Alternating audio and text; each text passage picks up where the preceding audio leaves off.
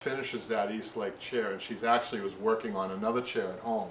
So she actually in that 6 weeks finished 2 chairs, and wait till you see the finished project. I think you guys are going to like it. So the other things, we will be posting a new video.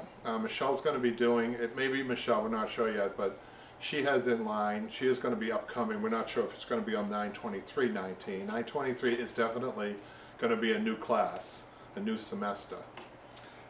But she's got a chair lined up. It's a fully upholstered chair, so we're going to see if she can finish that in 6 weeks. I'm not sure if she can, but we'll see. The other things I wanted to go over, you know, for $50, what you're getting is you're going to be getting access 12 weeks. The first 6 weeks you're going to be getting comments from, you'll be asking and we'll be replying to comments in the 6 weeks the semester, within the semester. Then after that you're going to still have the videos for 6 weeks with not as much interaction because we're going to be doing a new show. So we're going to put our attention to that. So each semester is $50, but I really think that with already the 5 years that we have on YouTube, the channel, I want you guys to really be interacting with the YouTube channel because you're going to find a lot of what your questions on there. We've got so many. We've got, last count, I think we got over 100 videos. And by the way, thank you. We're approaching 6,000 subscribers, so we're really excited about that. Actually, I think we're like 10 away from 6,000. So if you haven't already subscribed, please do that. So let's get going. I'm going to get going on a project that came in, a big project. It's a sofa. It came in the other day. It's a tufted sofa, and I want to go over that. And if there are questions coming in, we'll stop and answer those as we go along. So let's start this project. I already actually have started it. So I've got the fabric cut out, and I just want to show you what we've been showing you on the YouTube channel is how to measure for fabric. And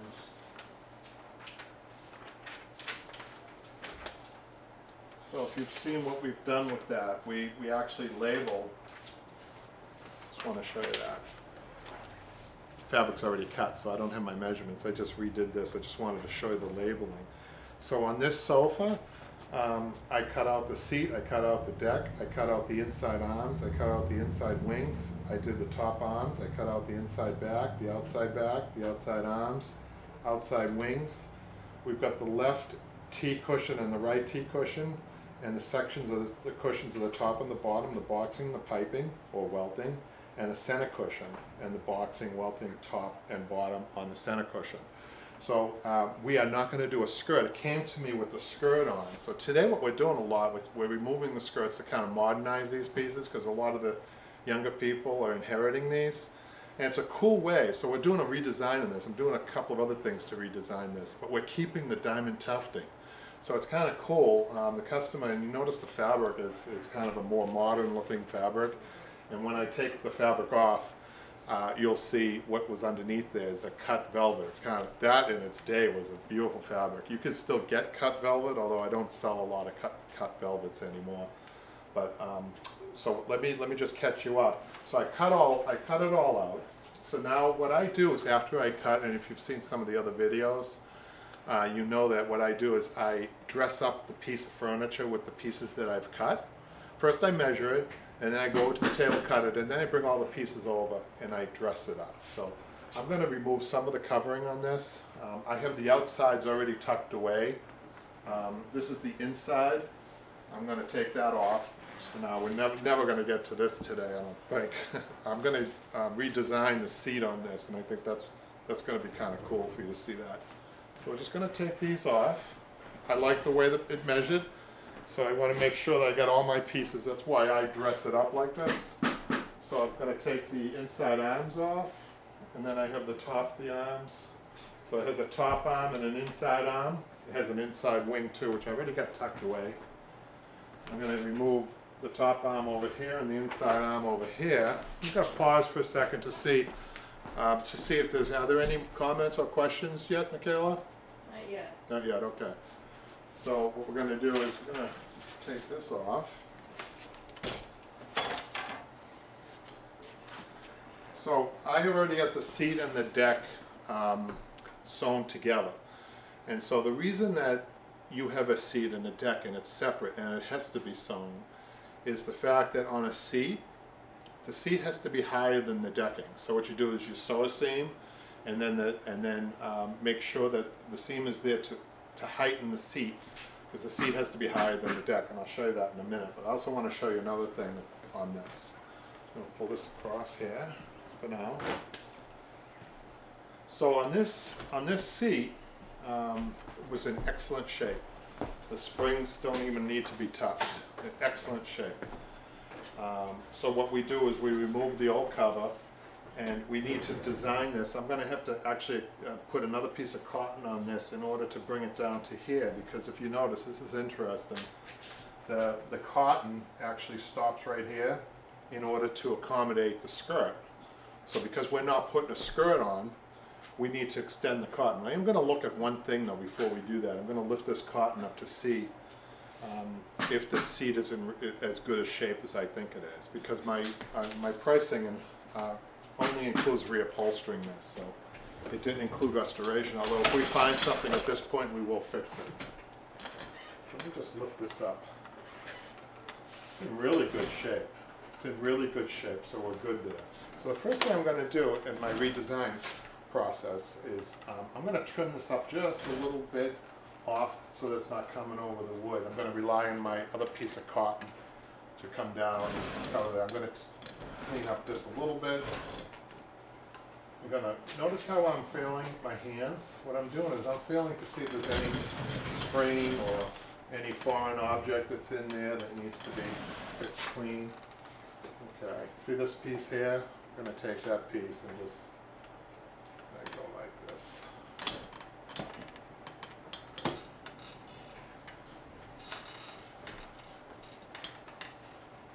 We have a question.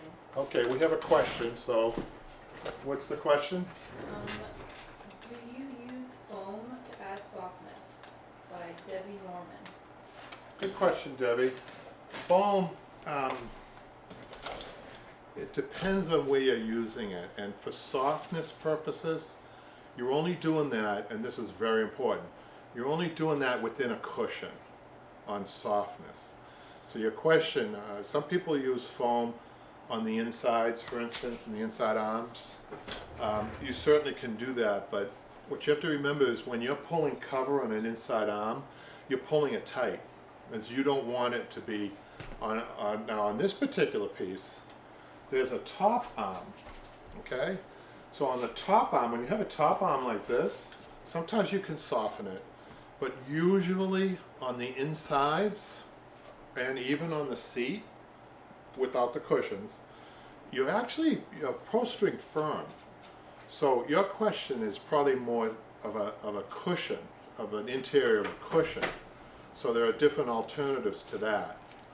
There are foam. You can get a soft piece of foam on the seat, which I don't recommend. I usually use a medium foam, which is a basic filling on the seat. A more elaborate cushion, which actually gives you both softness and firmness at the same time, if you can believe it, is a very elaborate spring and down cushion, which is extremely expensive. Most people do not pay for that, but to give you an idea, for each cushion you're looking at between $300 and $400 for a cushion like that. Back cushions a little different. You want back cushions to be soft. Usually don't use foam. Soft foam is the less expensive way to go, certainly. So on a back cushion. But on a back cushion, we like to use, again, 50% down, 50% feather mix. I hope that answers your questions. What about on a tight seat? Tight seat, is this also Deb? Yeah. Deb, on a tight seat, what you have to remember, does it have springs or doesn't it have springs? So the springs, if you have a tight seat, the springs are actually offering you some comfort. And hold on, I'm going to go off camera for 1 second and grab a chair that Michaela's working on, and I'm going to show you.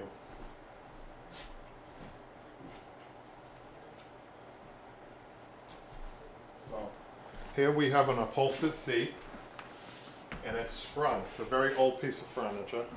I'm actually going to sit on this. This actually is recoiling. This is actually a very comfortable seat with the coil springs. So that's what provides softness. Some of your newer furniture doesn't have coil springs. So it starts at the very base of the very foundation of the piece of furniture. If you have springs and they're tied properly, if you've seen some of my videos, you've seen, go onto the school, you'll see that we tie them properly, 8-way. Everything over that doesn't necessarily have to be soft, believe it or not. So if you're not dealing with springs though, you have another concern with the soft filling and how it plays with the fabric. So your question is a really in-depth question, and I can go into it a little bit further, but I hope I'm answering your question. We've got another question. Okay. This is by, sorry if I mess up That's all right. names, it's by Sylvia Cracian. Okay, Is Sylvia. it required to remove old fabric? Yeah, unless it's a museum quality piece, you want to check the framing on that. I'm going to be standing up.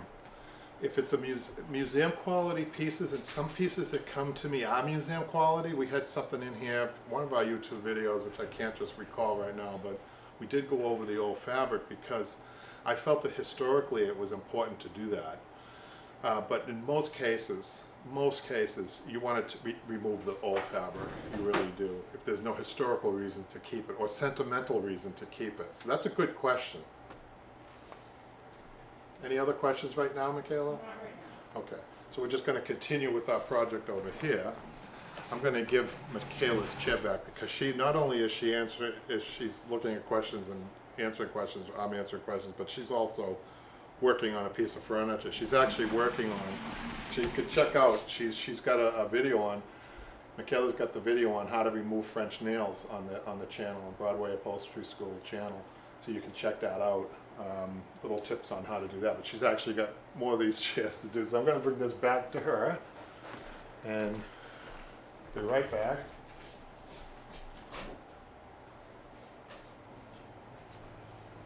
Okay. So let's finish up across here. Clean this up a little bit. Okay. So I want to show you the fabric, the old seat and the deck that were on here. By the way, I want to show you now the fabric. This is, in its day, it was beautiful fabric, cut velvet.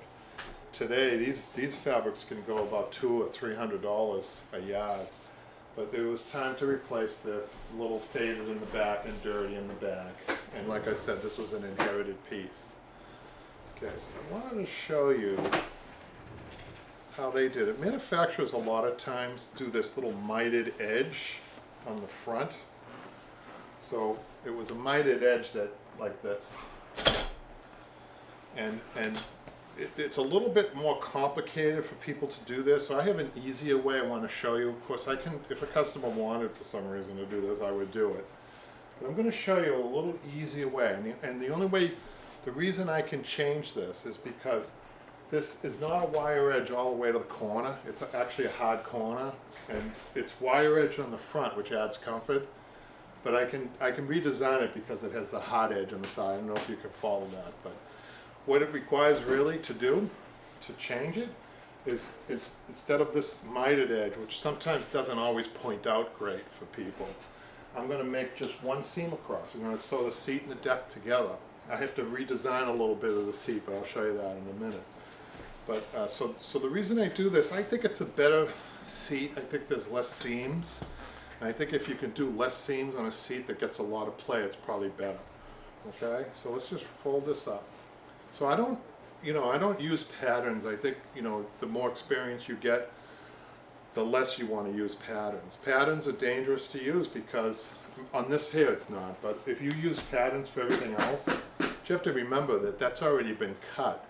They started with a bigger piece. So when you use patterns from anywhere else on your sofa, like if you take the sofa apart and use those as patterns, you're not allowing yourself stretching or sometimes even seamage. So be careful when you do that.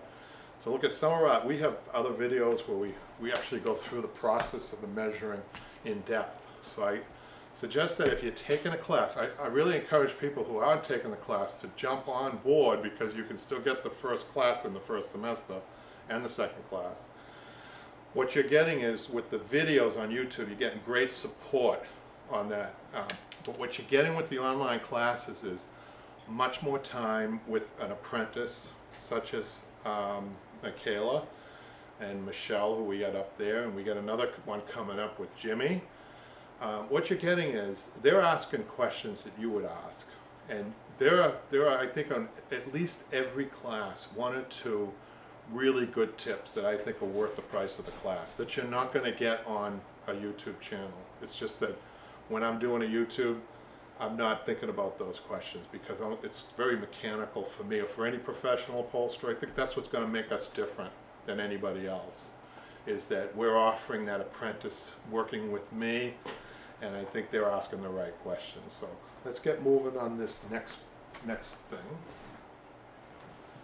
So what I do is I cut the seat and the deck are cut separately, measured and cut separately. So what I have here is I have just a simple seam right across, like so.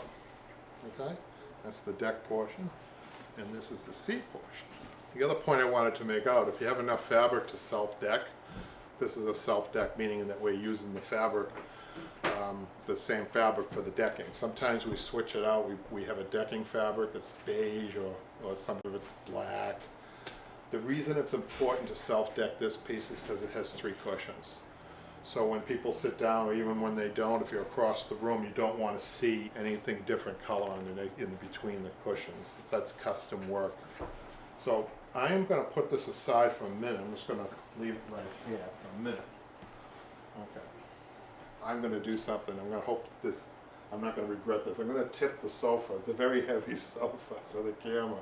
This is where we're live, remember that. So I'm going to tip it because I have confidence in myself. I just want to show you something, if you could see. Okay? Right along here is their original seam line where they sewed their seat and their deck, because they did it differently. What I'm going to do is I'm going to trim this back, and I'm going to put my seam line behind the posts on the side so that I can pull the fabric. Okay? And we have another question, I think, Michaela? Yes, this is also by Sylvia. Okay. If you self-deck, why do you need to place a seam? Why would you not just use one complete piece of fabric? That's a really good question. I think I mentioned a little bit about why you do that, and here's the reason. The seat portion, which is the front portion, has to be higher than the deck. So a lot of manufacturers are forgetting this the more time that goes along. Another great reason to take the classes, because I learned in a traditional fashion, and I know the mechanics of seating. Okay, so the manufacturers today would do exactly, of course, it's easier. It's easier just to wrap a piece of fabric on that and forget about it, right? So that if you did that, you have a flat seat. You don't even have a separation. So that means simply that the cushions aren't going to be pitched back. Cushions should be pitched back at about a 12-degree angle. And the same thing with your back. So it should be like this. So if you're not adding height to the seat, and that's what the seam does, and I'll show you that in a minute, you have a flat seat like this, and usually what furniture today is made like this. You can hardly sit on it. Traditional furniture like this piece, if this was turned sideways, you'd be able to see it. I'm going to show you with my hands. Look, it's like this and like this. That's my seat, my right hand, and the back is like that. So each one's about 12 to 15 degrees. And that's true on almost any piece of furniture. As a matter of fact, I'm going to go grab that chair to show you that even on upholstered seats, that's what's happening. I'm going to grab that chair from Michaela, and I'm going to show you a very good point. I'm going to grab that chair from here again.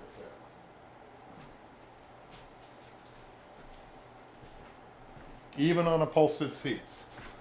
This is the difference between a fine piece of furniture. Watch this. You see the angle on this? You see the angle back on this? You sit on this, and it's a dream. Okay, now I'm going to show you a modern piece of furniture.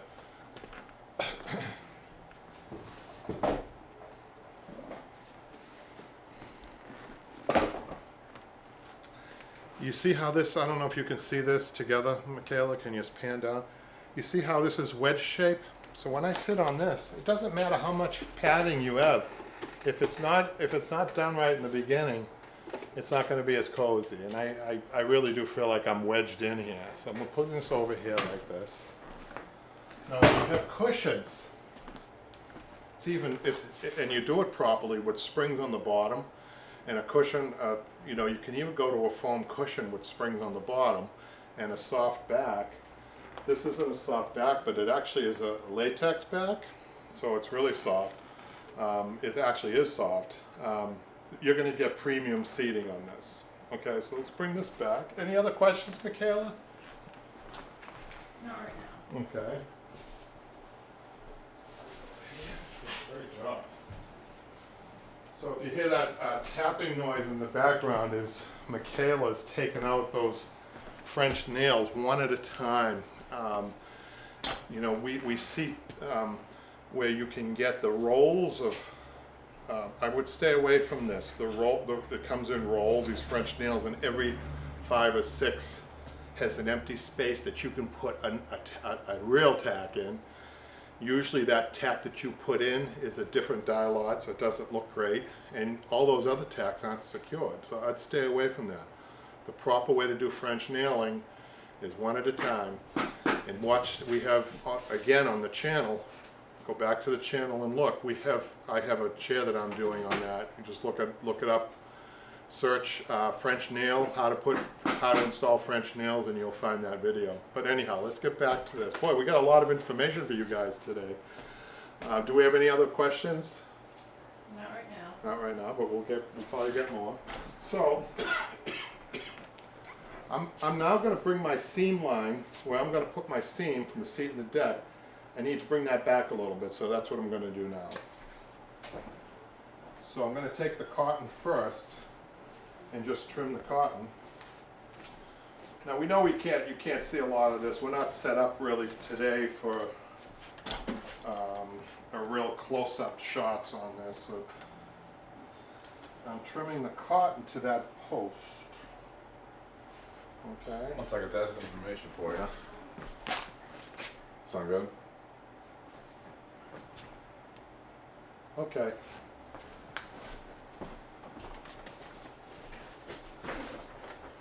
Alright. So we trim that, and then I'm going to take my scissors because we have a piece of rubberized horsehair in there, and I'm going to go grab a piece for you guys to see that actually to the back.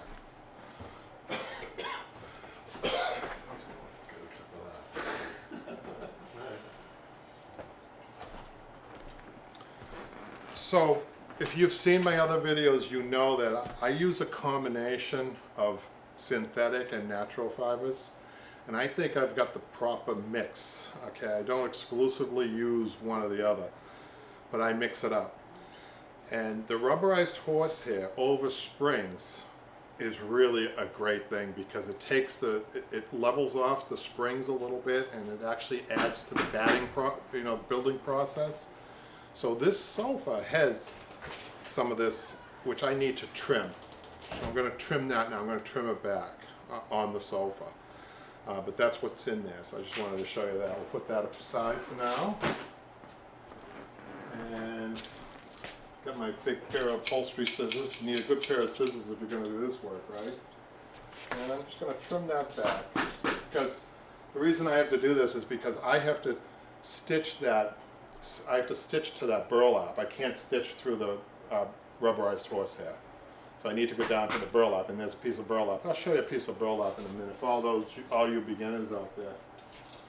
Deb had a really good question about the filling. You know, seating is so important. If you're a custom upholsterer, if you guys want to do this for a career, our whole job is to make people comfortable, right? It's to make them comfortable. That's our job. And it's not as easy as it sounds because there's all different body shapes out there. So I'm going to keep cutting this.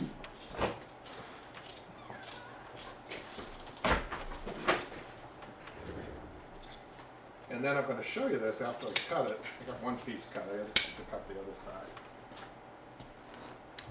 So their rubberized horsehair is a little different color than mine, but that's a synthetic. Okay? I'll throw that over there for now.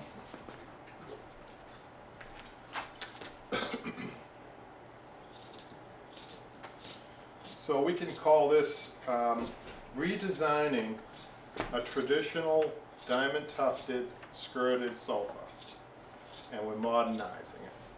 but I think it's great. I talked the client into actually keeping the diamond tufting on the back because some mid-century furniture does have diamond tufting. They knew a good thing when they saw it too with the designing of mid-century furniture. And I tell you, it's kind of cool seeing the two together. When this is done, that would be great. If I have time today, I'm going to show you how to make custom buttons if I have time. I think that I might do that next. We'll see. Thank you for joining us. As we go along, we hope more people will jump on the bandwagon and take the classes. I think they're worth it. I regularly charge much, much more than what we do online. Keep that in mind. I think you're getting a good product. I've been teaching for a long time. I think especially if you're a beginner, although if you're in the journeyman period of your career, that's great too. And coming up, we're kind of excited. We're going to be offering how to teach upholstery. The reason that's important for you, if you've got some experience behind you, if you know how to teach a group of people, I used to, when I first started, I taught 12 people at once. I wouldn't say to do that because not everybody's happy, they're not getting all this attention, but I think between 6 and 8 people in an adult education class, the reason this is important is because if you're opening up a shop, you're the expert, people have confidence. If you're able to teach your trade, they're going to say, this guy knows, or woman, they must know what they're doing if they can teach. But there's a way, I've perfected teaching people how to upholster. I've perfected how to teach multiple people and keeping them happy, keeping them moving. That's important. So we're going to be offering that on the website. And I think that would be, if you're interested in furthering your business, definitely the way to go. That's what I did. So I have this cut. Now I'm ready to sew my seat and deck back in. Hold on one second.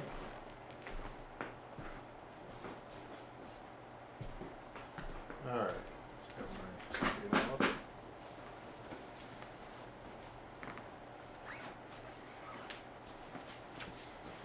Just want to show you what I did here. I have my center point marked, okay, and I'm going to put that now, because this is a solid, I don't have to be really perfect with the center point. If it were a stripe, I would, but I'm going to measure this anyhow. I'm going to put this in. And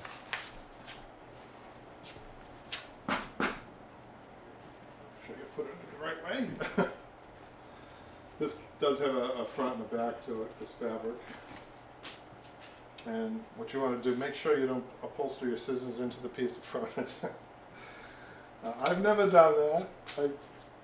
I've never done that, promise, I've never done that, but I know some people who have. Just gonna tape measure.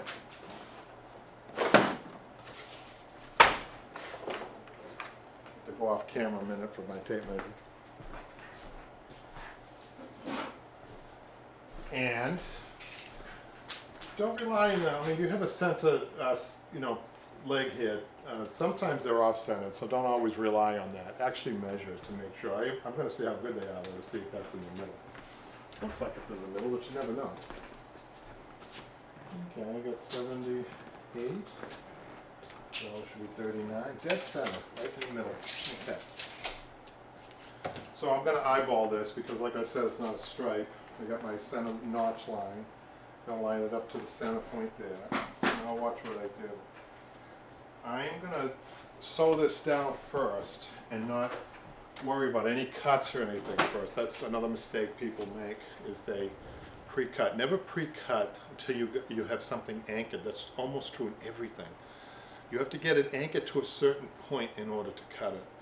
If you're cutting beforehand, you're gonna run into trouble. Okay, I want to get this secured first, and I'll show you how to do that.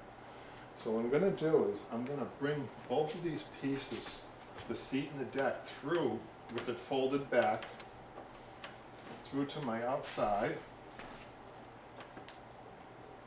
Now, after I just said that, guess what? There's a big post there, which I didn't see. It's about this wide.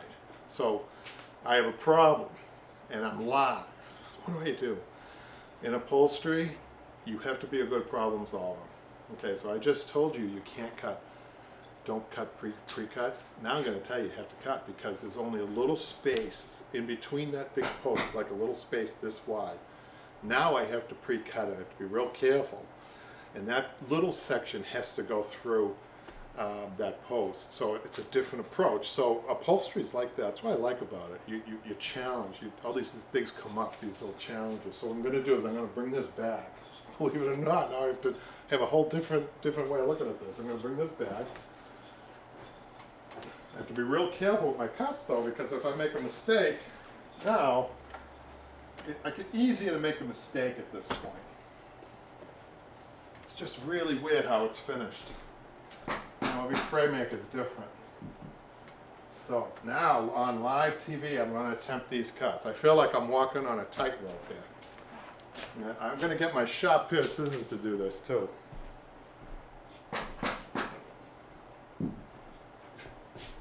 Wow. Okay, here we go. So one thing you can't see is this here. I just described it for you. It's just one good thing is it's right at my seam. I can't cut the seam, but it's going to allow me to pull just the seam through in like about an inch area. Line it up here. Oh, this is exciting. My son said, sure. I just laughed. He doesn't know. He doesn't know. This fabric is $80 a yard. I have no other fabric. So if I make a mistake here on live TV, I'm kind of cooked. So here we go. I got one side of I'm to the right side of the seam. Now I want to be to the left side of the seam, only in about an inch, and I don't want to cut into the seam. I'm trying to make it exciting as possible. I know it's not like juggling chainsaws. All right, now I'm going to bring this piece. See this piece I have cut? I'm going to bring this piece through. Okay.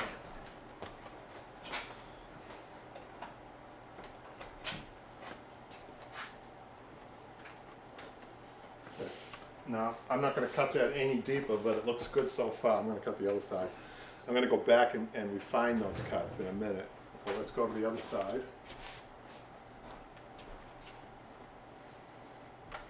It actually is nerve-wracking when you think about the expense of, that people put into the fabric.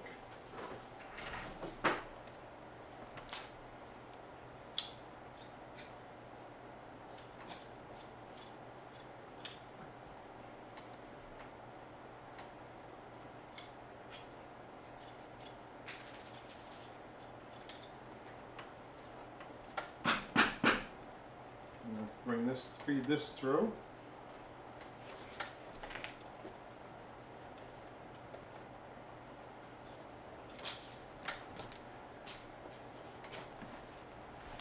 Okay.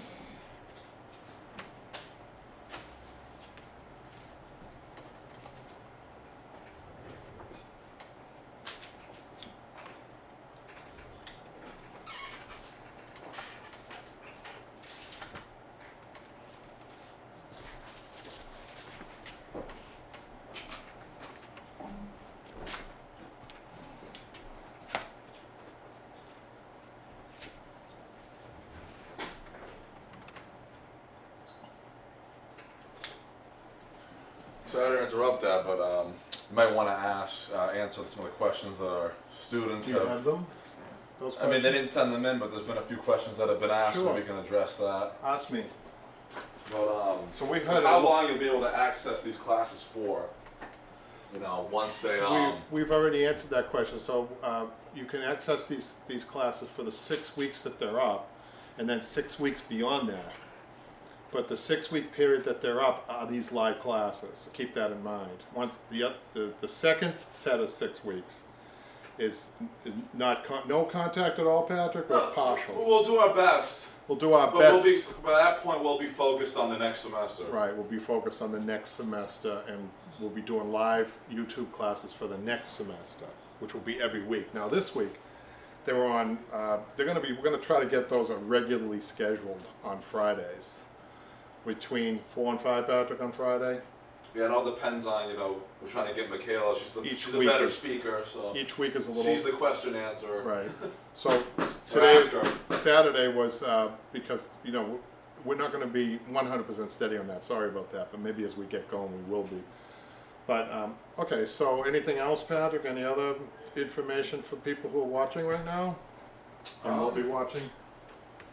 That's it. Maybe mention we have ideas for other stuff like custom videos that we're hoping to Oh do. yeah, that's right. So we talked about this class. I'm really excited about offering on the website and get in the early stages of this, because I think we're going to be adding a lot of content to this website, and I think that it's going to be your go-to website. I really do believe that. BroadwayUpholsteryschool.com. But I'm really excited about the classes I mentioned. But the other thing I'm excited about are custom videos. So if you, those will be obviously more money than the $50 we'll just be focused on it's a one video for one person. If you've got a special project that you've always wanted to work on, something that you're afraid to tackle, or even if you're a beginner, you can submit that to our email website, and we can give you a quote on a custom video. So I think that's exciting. So I want to turn this up. I'm going to do a couple of more tweaks on this and then turn this up for you to see.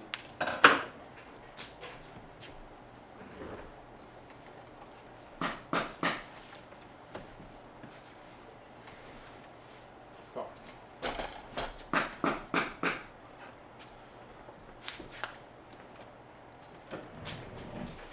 So there's our seam, which we're going to stitch down, and that's going to create a gully there, which is going to be good because I'm going to be able to put more padding on the seat, and also give us more height on the seat. So we can afford a little bit more height on this. I'm just going to check to make sure this is up. This is a very heavy sofa. This sofa's about, I think this is like a 300-pound sofa. So what my next step's going to be, which I'm not going to do right now, I might get back to this, but I'm not sure. I'm going to stretch side to side, and I'm going to tack. I'm going to stretch, and tack it. And then what I'm going to do is I'm going to lift this up, and I'm going to get a stitch in here. If I have time, I'm going to show you that. But I wanted to jump ahead to the buttons and talk a little bit about the tufting on this piece. Because this is not going to be, I can tell you right now, I'm not going to, if anybody's wondering, this isn't a piece we're going to put on YouTube, we're going to finish on YouTube, I just don't have time. This is a lot of work, especially on the back. You will be seeing, you can see the live feed again, for sure, on YouTube. But on this one here, we're not going to finish this on YouTube. This is about all you're going to see, and maybe some buttons I'm going to make. But I want to talk a little bit about diamond tufting. So I get excited about diamond tufting because it's very traditional in upholstery, and manufacturers always get this wrong. They always try to put diamond tufting in, for instance, ottomans with foam. Forget about it. I gotta tell you, this is one of the things you learn. If you learn one thing when you pay the $50 on the online classes, it's this one I'm about to tell you. Never use foam if you can help it, especially on a seat, tufting on a seat. Anytime you have a lot of play like that, your twines, even though you're using, look at this twine that we use. We use a nylon twine. It's going to wear through the nylon, believe it or not, all that seating. So that's why, first of all, you only see tufting on backs, diamond tufting on backs. Now, there's a sofa out there called Chesterfield sofa. Chesterfield sofas, leather sofas, beautiful. I love them myself. They have buttons everywhere. They have buttons in the seat, the arms, and the back. Guess what? That's a really expensive piece of furniture, and those buttons in the seats are always coming off. They're not popping from the shell from the loop. They're popping as a result of the stress that's put on the twine. So there's really reasons why things are done the way they are, and manufacturers tend to forget this. So the other thing too, there was a high-end ottoman that came out a few years back with foam and tufting on an ottoman. That's even worse, because foam just doesn't, you really can't get a good tuft and have it stationary on a really soft seat, and foam provides that softness that you don't want in tufting. So how did they do it before? This happens to be latex, which is a good material to use for tufting, but the best material is horsehair. Horsehair and cotton. That combination, it's the best.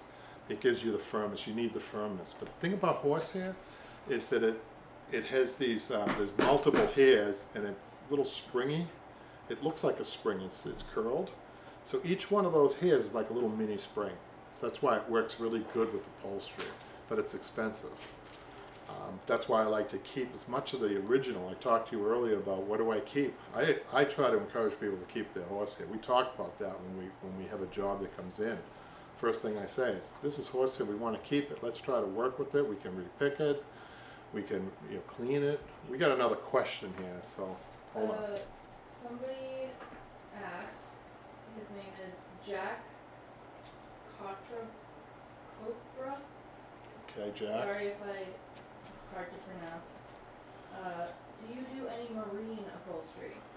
Yeah, that's a good question. I get a call almost once a week from somebody. I'm in New England. I'm right along the coast to some very fancy harbors. We got Cape Cod, we got the islands, we got Maine. We're right along the coast. I get a call almost every week from somebody who wants me to do marine work. I don't do marine work. I'll tell you why, because the machinery is different, a little differently, and the threading is differently. So when somebody calls, I'll say, I'm gonna be honest with you, I don't have the right threading. You really do need to use the proper threading, as much of a water-resistant threading as you possibly can. Now, somebody said you should look into this because there's no place for people to go for this, and that's what I understand. But I'm just not equipped for that, and there's another reason too. Boat cushions are very difficult to do. They're not a square cushion. You have to oftentimes build the boat cushions. I guess it depends on how big the boat is.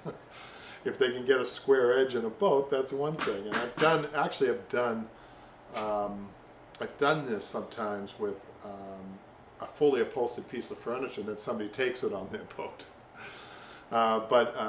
I don't go near it for that reason too. Is that it's a very skillful. You have to be very skillful in your designing of a cushion with the hull of the boat. They're not reversible, obviously. So it's a good question. I don't do it. I'm giving you a long answer. That's why I don't do it.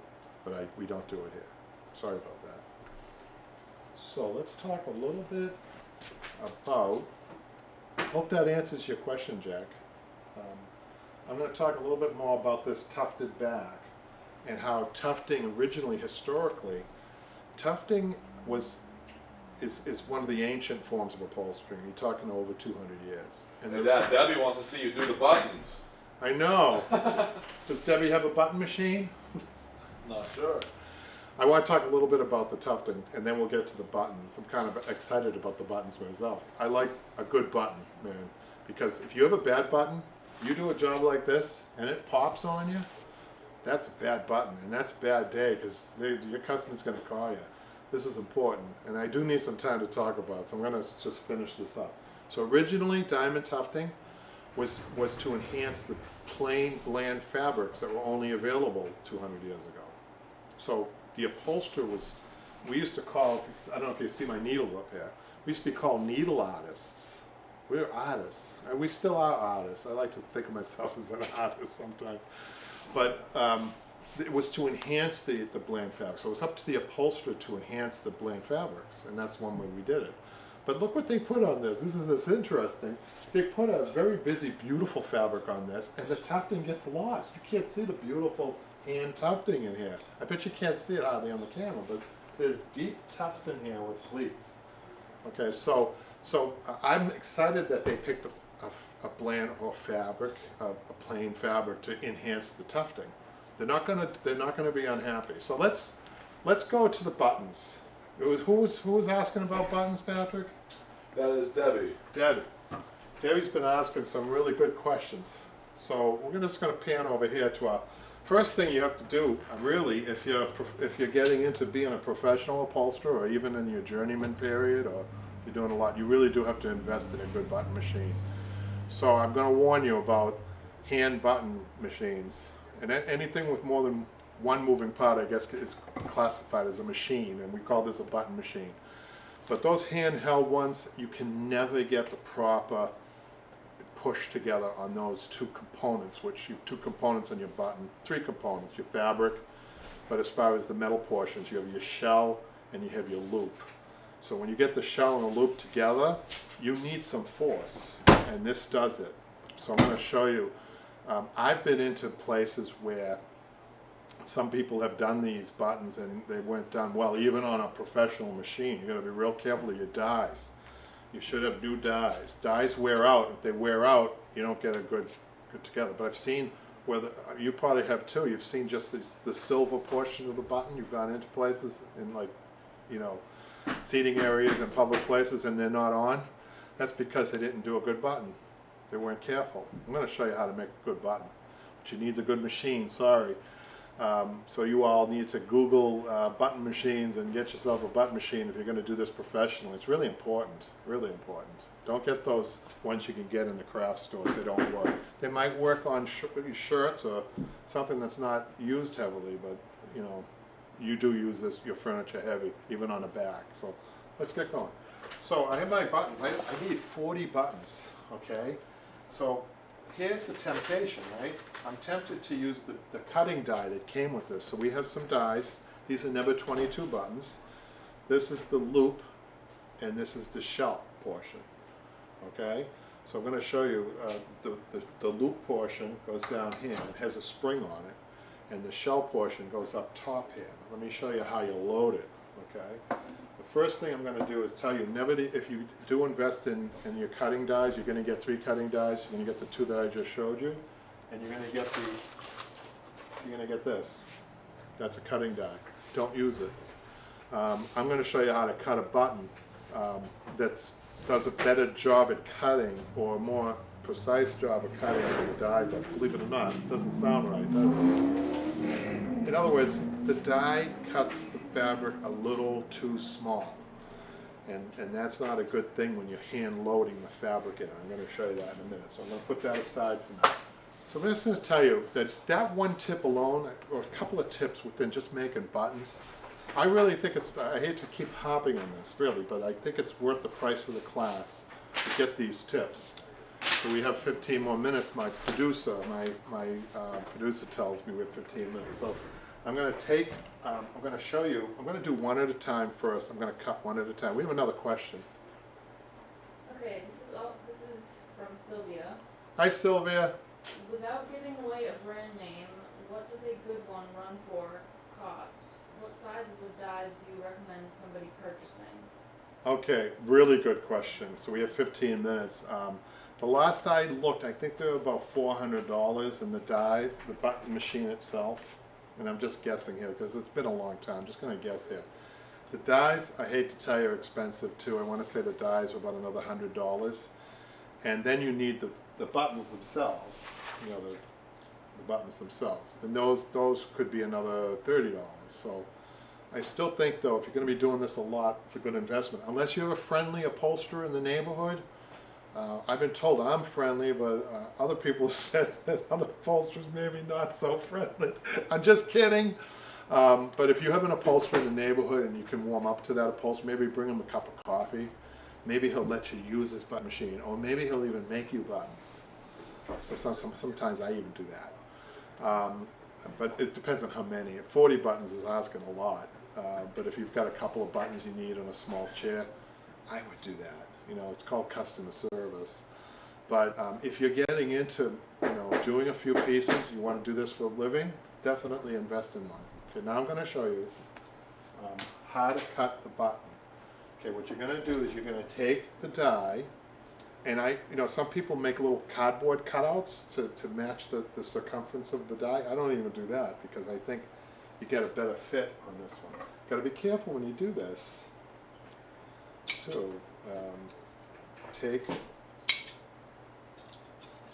and you're just going to cut around. So you can do one at a time when you're beginning. Make sure you know where your finger is at all times.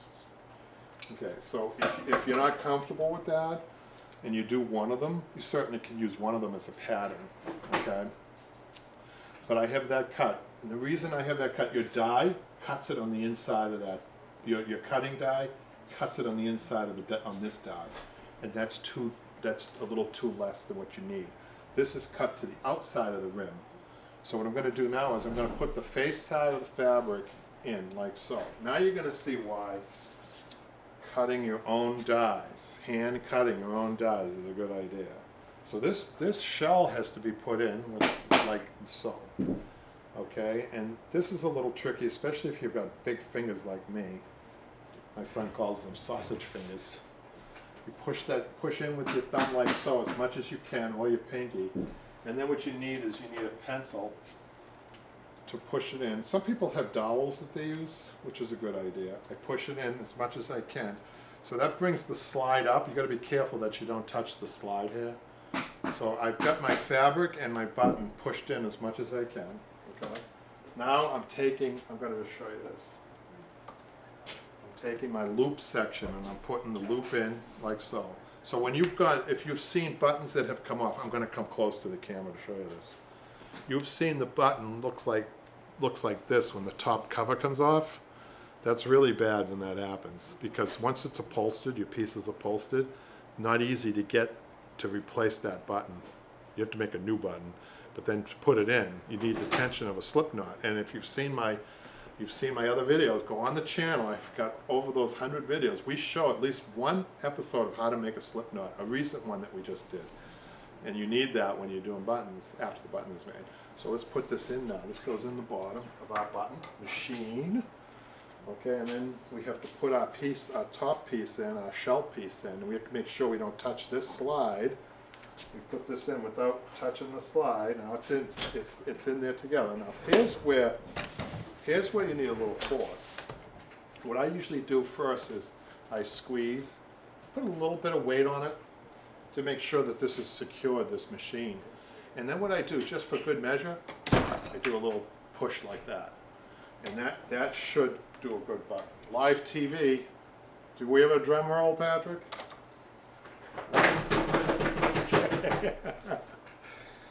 And so I think I have a good button, but I want to show you how to test to make sure you have a good button, okay?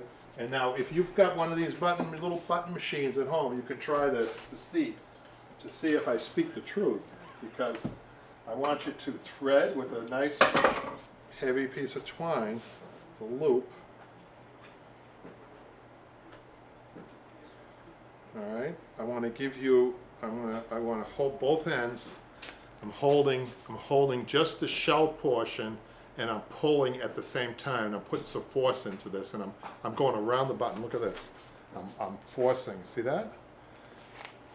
That is a good button. That means that this is about 50 years old. Not one of these buttons has popped. I can assure you that the upholsterer who did this, or the apprentice that was working with the upholsterer, took every one of these buttons and did that test. Now, as dies get older, or that home machine back that you've got, I'm going to tell you, I think almost every time you're going to be able to pop that top off. Not good. Not good at all. So I wouldn't do it. I would get a professional to make you the buttons, or you get a professional button machine. So as the dies get older, you have to be aware of this too. That's why it's always good to check. So we really love our dies, our button dies. If you drop one of these dies, especially the top one, and you put like a little burr, and not Raymond burr, but a burr in that, then it doesn't make a good fit, and you have to get new dies. Patrick has... Okay, so, boy, I think we packed a lot of information in there, and you'll be able to see this again, because Patrick's going to post this on YouTube. I really want to say thank you for tuning in. I hope we got some good questions, really good questions, and we hope that for all those who haven't signed up, please sign up and grow with us. We want to partner with you guys out there to make you really good upholsterers and to give you the confidence that you need to be a good upholsterer. So thanks very much. See you next time.